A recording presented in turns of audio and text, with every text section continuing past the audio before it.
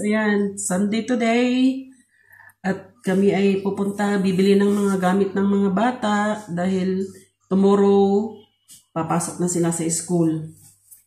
At gagawa muna ako ng ng pagkain ni Iris. Gusto daw niya ng cucumber with Iris, what do you want? Cucumber only? What? You want only cucumber? Yeah. You don't want anything like cereals like that? Yeah, I want like cucumber. It's so healthy. And then we are going to buy your bags and then your pen. Pero doon kasi sa school, meron na silang pagkain doon, kaso lang syempre hindi pa niya alam kung ano meron doon na na pwede niyang kainin. Kasi sa kabila kasi noon sa Edchester, sabi niya na matabang daw yung mga pagkain nila doon. Kumbaga yung mga spaghetti ganyan, wala daw lasa. Kaya ayaw niya noong gusto niya nagbabaon pa rin talaga siya. Later. So much later that the old narrator got tired of waiting and they had to hire a new one. Tomorrow for sure. Day of the school. First day of the school na ang mga Junakis. Mga kiddos. Say hi, Iris. Hi. Stewart. Stupat. Oop. Oop. What the heck? Why does he look like that? Is it pee-pee poo-poo? Yeah. Because have diarrhea. Dito kami naglakad kasi mas mabilis kaysa doon sa kalsada. Doon sa kabila.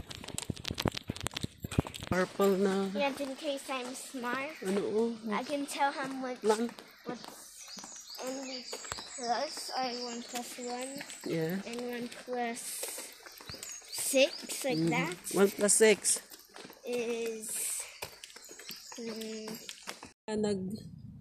Nagpahinga muna.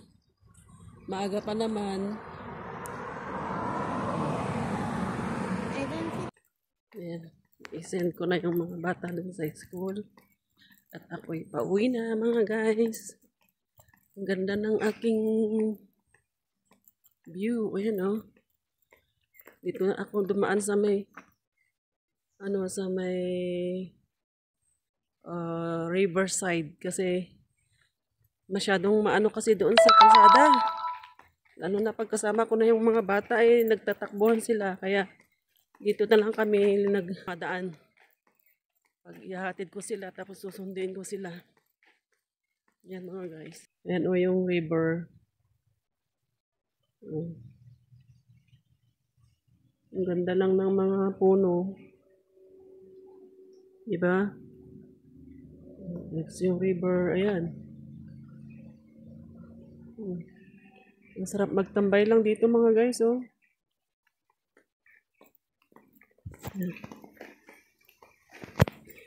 Pauwi na ako kasi ang dami kong gawain. Hindi pa ako nakapag ng higaan, nag-vacuum, naghugas ng pinggan. Ang dami kong gawain mga guys. Ganyan talaga pag pag may mga Junakis, lalo na pagpapasok sa school ng maaga. Grabe, ang dami kong gagawin mga guys. Rarating ko lang galing sa school kasi nag-start na sila today.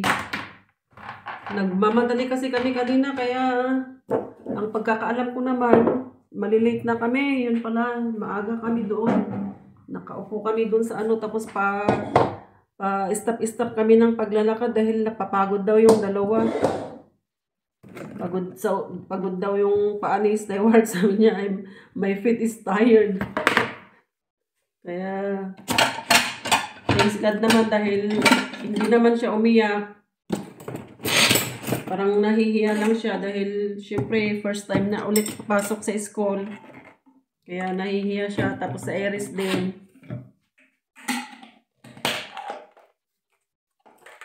At ang dami kong gagawin. Nakatapos na din ako sa taas. Magbabacuum na lang ako. Tapos sabi ng asawa ko na magpapahinga daw ako. Paano ako makakapagpahinga? Ay, ang dami kong nakikitang gawain sa bahay. Hindi ko pa nga natapos yung sala eh. Magbabakyum pa ako. Tapos, alam nyo mga guys, dahil nagpaalam ako doon sa teacher kanina dahil appointment ko on Wednesday. Appointment ko sa Wednesday. Tapos,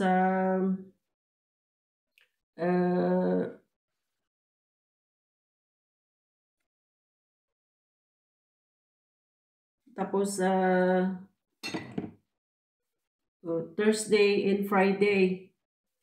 Tapos sabi ko sa kanila na kung pwede silang mag-absent, pero sabi naman ng principal na suggestion niya na bakit daw hindi na lang namin sila i-drop ng mas maaga para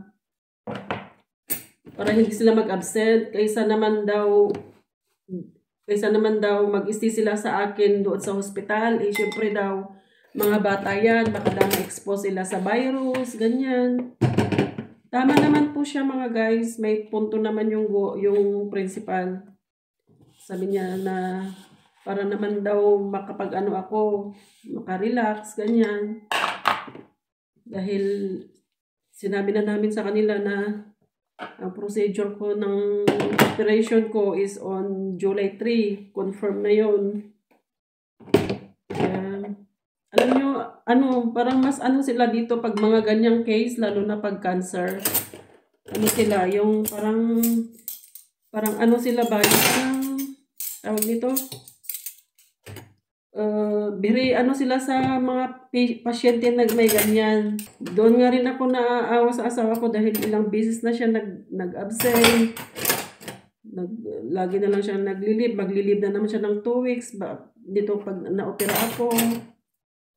Kaya sabi ko na, Diyos ko, sana pag, sa Wednesday, pag na-colonoscopy ako, sana wala na yung sila, maging clear na po, sana ang lahat. Wala na silang makita ba na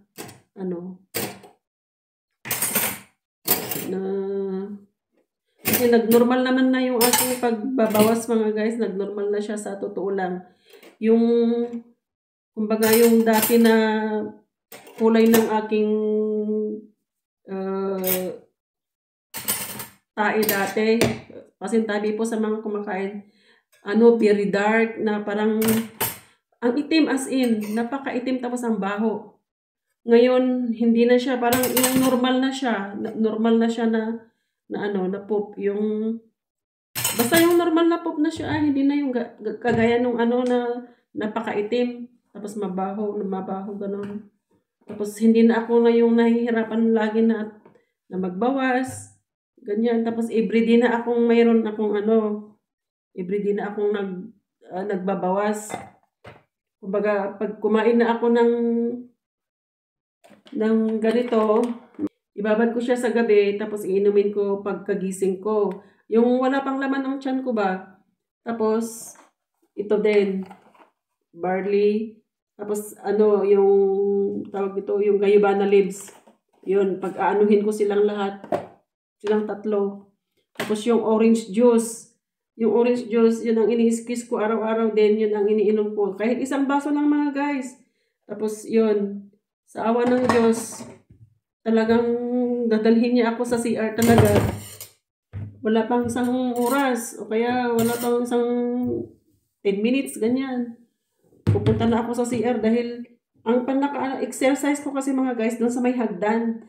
Pabalik-balik ako doon sa akyat baba. Doon, mararamdaman ko na siyang para akong gusto kong pupunta ng CR. Hindi kong labahin. Kasi meron pang naiwan kasi doon sa dati.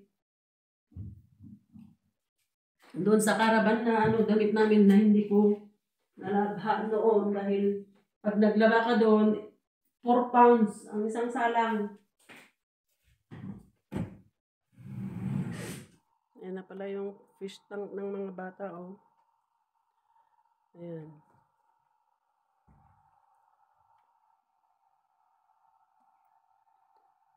Kailangan daw maliit muna kasi maliit lang yung space, kaya maliliit lang yung kinuha namin na isda. Yan ang mga guys. Obsessed sila, lalo na pag aso at pusa. Kaso lang, sabi ko hindi pwede. Ako ang nahihirapan. Garden, oh, yan. Sikasuhin ko yan bukas kasi o kaya mamayang hapon tatanggalan ko ng mga dumi. Ay, adamo. Kasi lalagyanan namin yan ng ano, lagyan namin ng mga buhangin para makapaglaro dyan yung mga bata. At ito naman ang higaan ni Ate Iris. Princess, nirigalo sa kanya ng tiyuhin niya. At ito naman kay little boy. At ako'y magbabacuum muna.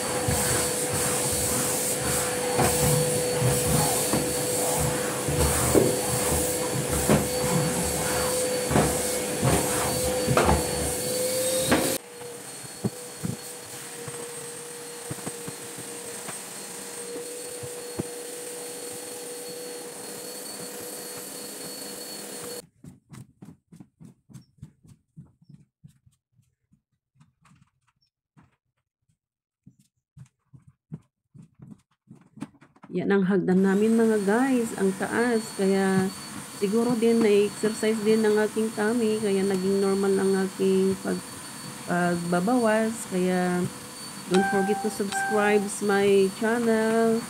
At kung sino pang hindi nakapag-subscribe dyan, don't forget to press the bell button below para lagi kayong updated sa aking mga videos. Thank you for watching. Bye!